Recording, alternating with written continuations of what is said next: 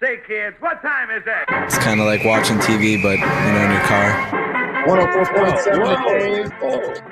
I want to be in Studio 54 with my shirt off, dude. Like all those guys. That's what we're doing today. This is Dark Side of the Stream. Today, we're discussing my pick for a documentary, which was I Feel Love, Donna Summer. Ooh, love to love you, baby. So we're gonna keep this going. I don't even know if this is recording into the video. We might look like complete idiots because we're like dancing. Mike, look at your shirt. Look at wait a minute. I came ready to work today and to talk disco. And of course, we are going to talk about the lovely, the talented Donna Summer. The documentary is on HBO Max.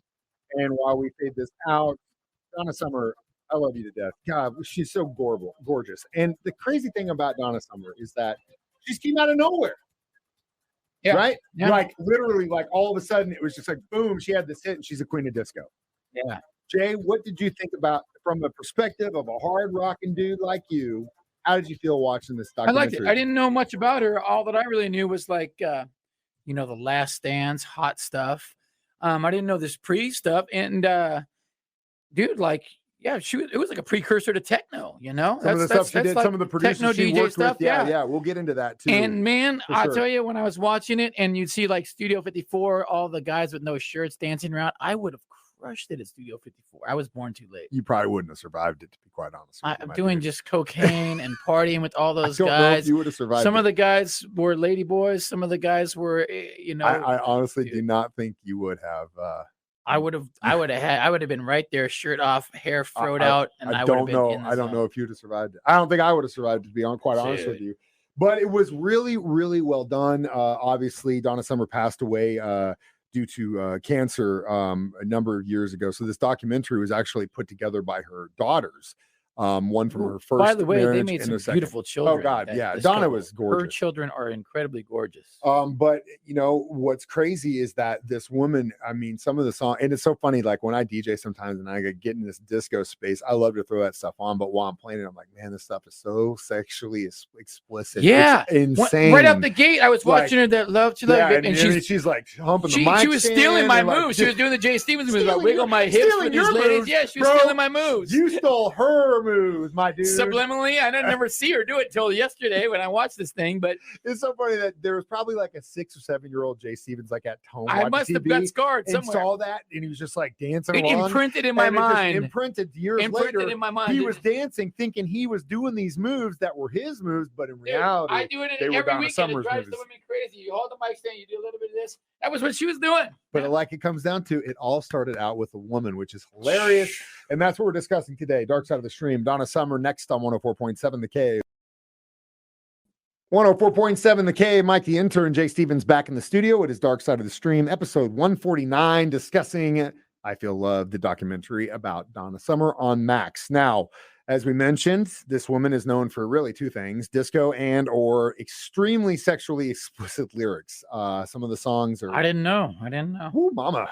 Oh, yeah. But it all started. She was a church singer, gospel girl, right? Little church girl. And that's how it started. And kind of in the artsy community, and dude, just exploded, man. She did the gospel thing, and then kind of realized that if she wanted to go anywhere, she needed to, and then eventually found herself in Europe and went to a photo shoot in Germany and ended up becoming actually kind of an it girl in the area because there weren't a lot of African Americans, especially tall, beautiful African Americans in Germany at that time. So she was sought after, getting a lot of modeling work and taking photos. That was when she ended up having her first kid with, was he like a photographer or something like that? I think he's a producer. Yeah, something like record that. Producer, German record guy, producer, Chauvin or something like that.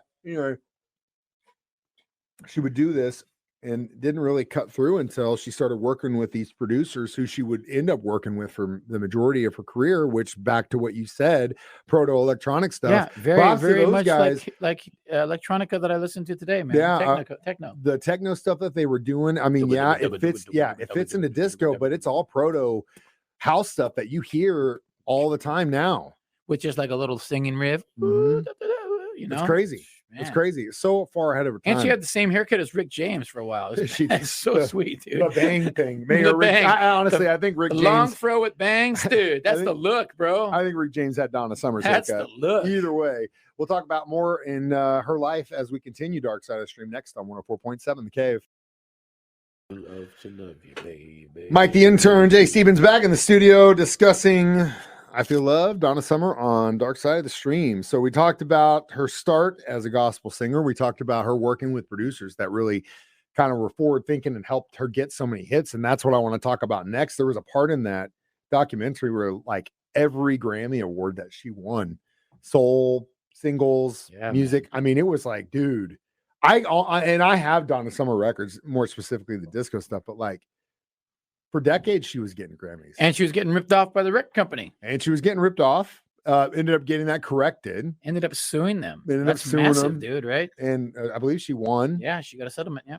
You know, the thing that also is, and they definitely talked about it, was after years and years and years of doing that and being extremely sexually explicit, she kind of turned her back on some of the people that helped her get to where she was, and that was the gay community. I mean, for right out of the gate, if you were in disco, you definitely had to have the backing of the gay community because they were the ones that were playing the records guys in with the the shirts off. It's 54, Studio 54. So when she kind of got like born again and got born again Christian and kind of started getting preachy, got a little preachy, and then the gay community felt like she had turned their back on them. They feel like that. To an extent, they weren't wrong. I mean, she said that Adam and Steve. Like that whole deal. Like, I mean, you are, and again, we don't get political. You believe what you want, whether that's cool or not. It's up to you. That's your call. I'm not going to tell you what to believe. But if, for example, after years and years and years of being on this radio station, and I've been telling you like how much I love Pink Floyd and the Beatles and stuff, and then I see some kid out on the street with a Pink Floyd shirt on, and I say, "Man, you're garbage. Pink Floyd sucks." Yeah, right. Like, I know that's not the same thing. You know, I'm not calling out some people for their life choices or whatever, but it literally is like, wait a minute, hold on, dude. You've literally made a career talking about how this stuff is incredible, and then you're going to turn around and turn on the guy that's why Alice Cooper blows people's minds a lot of times. Because he's so freaky and scary stage show, but then he'll preach to you. He'll preach to you. Even worse, to be honest with you. Wow. Yeah. Because I mean, like, look at some of the records and some of the songs he won't even play that he wrote because of his current beliefs. Now, again, that's your choice, and if you want to change, and people change, and people grow. But I think in that regard, especially in regards to Donna Summer in that situation, I think she should have at least looked at the writing on the wall and said, you know what, I may believe this in my home and how I live my life, but it doesn't still give her a reason to tell someone they're wrong in living their life. You know what I mean? Yeah. That's the point. And I think that's why a lot of people took issue with it, whether or not she was right or wrong. You know, that's not your decision to make, and you're not supposed to make people feel bad about that. As long as they're not hurting anyone, who cares? Who cares? Doesn't matter. If Jay and I want to make out after this video is over, which we will, that's up to us. Wow, I would have wore a better shirt. And we will definitely be listening to Donna Summer while we do it. We'll talk our reviews of this documentary next Dark Side of the Stream on 104.7 The Cave. Mike the Intern, Jay Stevens back in the studio. Now you know why I dressed up today is because I wanted Jay to make up with me. He's asking me to prom. He's asking me to prom. After we are over. But as we discussed the documentary I Feel Love by Donna Summer, how many lines of cocaine would you give this documentary? Well, I would give it I was going to give it more just because personally I like when you put it that way. I like when I learn something about I knew nothing about the artist, and I learned a lot. But taking my personal thing out of there, it didn't reinvent the wheel. It was a good documentary. I liked how it was a lot of when she was talking, you would just see just a little video of her just doing like this. And it was just her talking like in the corner of your ear. I listened to it with headphones too, which is very cool. They did a lot of stereo mixing. I don't know, three and a half shirtless guys at Studio 54. You want to call it lines? I say 4 lines. I thought it was great. I love disco. I love that era of music. Even though it can obviously have a bad taste in some rockers' mouths if you like If No, you're a it musician, feels you good. like music, you like to dance. I don't know This how the feels hell you good, can't man. like This it, but feels good. again, it's all subjective what you like or not. And I thought it was very interesting to see her life behind the scenes because she was a very private person. And outside of those hits, I didn't know anything Yeah, about her, it's man. really nice. And I know It's Donna nice. Summer. So that was very informative. If you're a musician and you like music, definitely check it out. It's on Max. And I thought it was well worth my time. So, Jay, what are we It was watching good. next week? Well, I think we'll go back to some weirdness. How to be a cult leader. Oh, God, no. You know, I feel like I knew you were going to pick this well, one too. I feel like I'd be a really good cult leader. I really It depends. I've watched almost all of this already, and all the traits they speak of, I have all those traits. So I know. we'll get into that. It depends on who your audience is and what you want them to believe. But I'm very yeah. charismatic and talent. You know, people like to hear what I say or do, and I've this already is cult leader stuff. full disclosure. I've watched 2 or 3 of these episodes so Okay, far. we're about so this we're far in. about the same level in, and you know you were thinking of Jay Stevens when they already have my. when they guy had his guitar and he's singing, Yeah, Manson's singing and Koresh is singing. Yep, dude. So bad.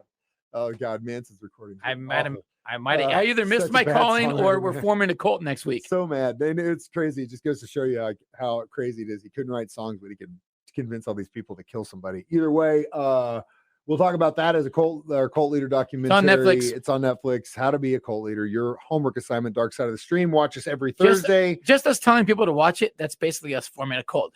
10 people at least are going to go and watch this now. And that's the start of a cult. I don't think I want that makes 12 of us. I don't want that. Thank you for joining my cult. I don't want that responsibility. Free pizza in my cult. Yeah. And, you can watch them without a shirt on anytime you want. Yes. You don't have to pay a cover. Again, watch us on Facebook Live every Thursday at 9 a.m. or listen to us 9 a.m., 6 p.m. on 104.7 The Cave. I'm Mike the Intern. This is Jay Stevens reminding you Join our cult. watch movies so you don't have to, or you can join his cult. Either way, it's Dark Side of the Stream on 104.7 I'm doing The it. Cave. I'm doing it, man.